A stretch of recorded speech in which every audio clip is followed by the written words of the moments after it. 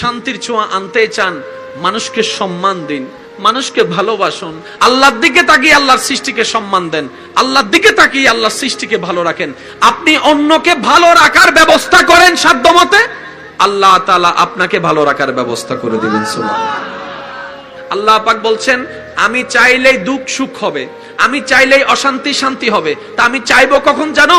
আগে তোমার কাছে আমি দুইটা জিনিস যদি দেখি তারপর আমি চাইবো। আল্লাহ কোন দুইটা জিনিস? আল্লাহ পাক বলে, হা হুতাশ ছাড়া, আফসোস করা ছাড়া সবর করে থাকো, শুয়ে থাকো, ধৈর্য ধারণ করো, সহ্য করো, আমি আল্লাহর নেক্সট হুকুম আসা পর্যন্ত অপেক্ষা করো।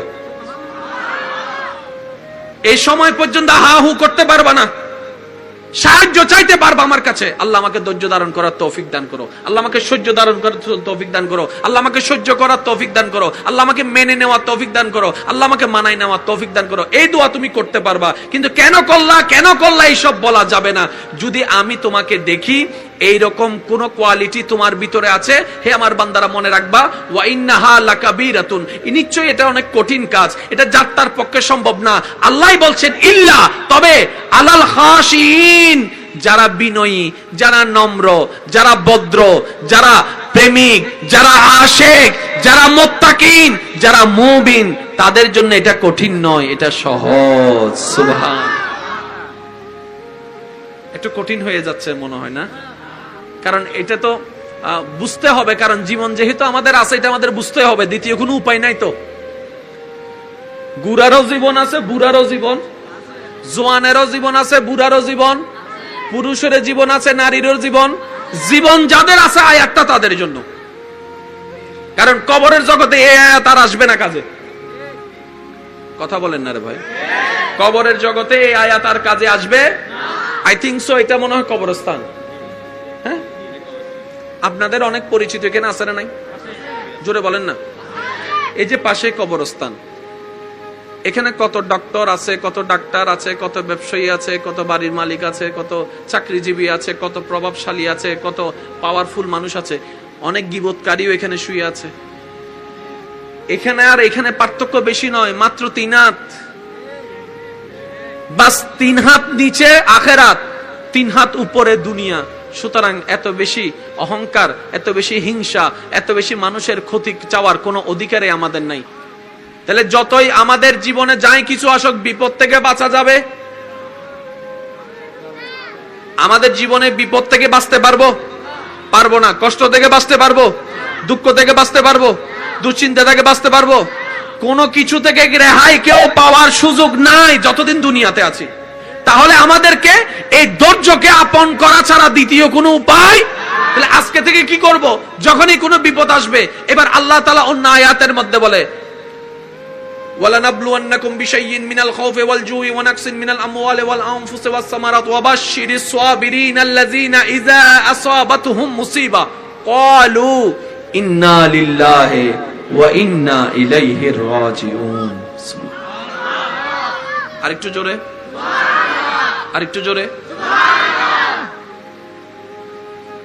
আমি আপনাদেরকে একটু কষ্ট দেব, একটু অনুমতি আছে তো? আপনি একটু সামনে আসেন। মোবাইলটা কার? আপনার? আমাকে দিয়ে দেন। দেন।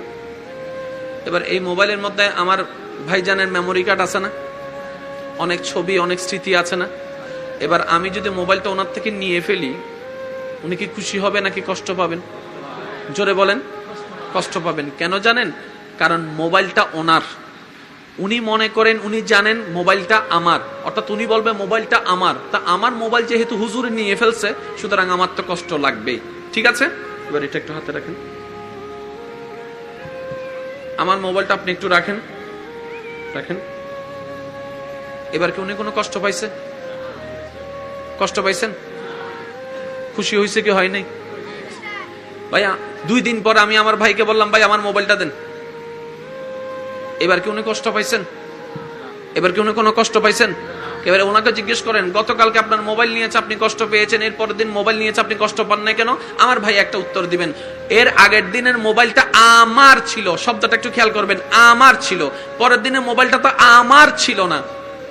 এই যত কষ্ট সব এই আমি আর আমার। এই দুইটা শব্দ থেকে যদি মনকে মুক্ত করে ফেলতে পারেন, আপনার মন শান্তির ঘরে বসবাস করবে। এবার বলেন, বাবা মারা গেলে কি পড়েন? ইন্না লিল্লাহি ওয়া ইন্না ইলাইহি রাজিউন। মা মারা গেলে কি পড়েন? ইন্না লিল্লাহি ওয়া ইন্না ইলাইহি রাজিউন। অমুক মারা গিয়েছে, অনেকের ক্ষতি হয়েছে। এতগুলো আয়াত থাকতে আল্লাহ পাক আমাদেরকে এই আয়াতটা কেন পড়তে বলেছেন? যদি একটু ভাবার নিয়ত আমরা কখনো কল্পনা করতাম, তাহলে আমাদের জীবনের অনেক প্রশ্নের উত্তর এখানেই আছে। রব্বে করিম বলে, তোমার বাবা যদি মারা যায়, সন্তান হিসেবে তুমি বলো ইন্না লিল্লাহি ওয়া ইন্না ইলাইহি রাজিউন।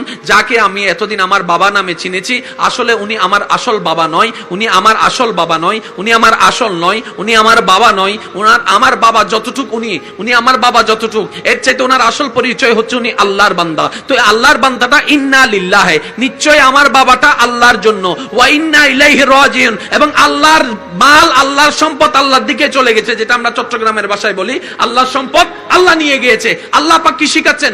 বান্দারে তোমার বলতে কিছু নাই, সুতরাং কিছু হারাইলে মন খারাপ করারও কিছু নাই, দিয়েছিও আমি, নিব আমি।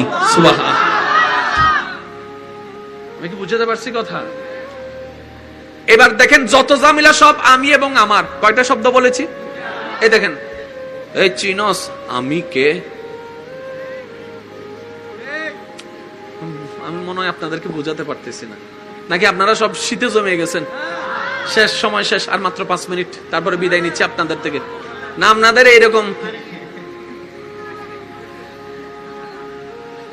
চাই একবার না আস্তে করে হন চাই মারহাবা।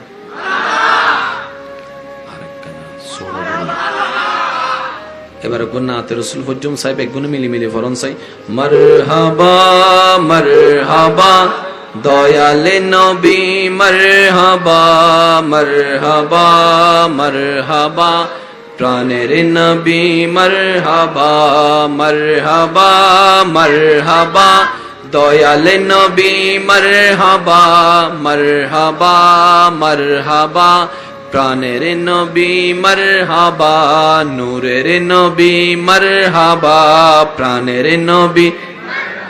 যার যত শক্তি আছে একবার হন মারহাবা। একদম একদম ঠান্ডা মাথায় শুনবেন। দুইটা শব্দের কথা বলেছি, একটা আমি, একটা আমার। পৃথিবীতে যত ঝামেলা আছে আপনি যদি একটু ঠান্ডা মাথায় দেখেন, দেখবেন যে এই দুইটা শব্দই আছে, আমি এবং আমার।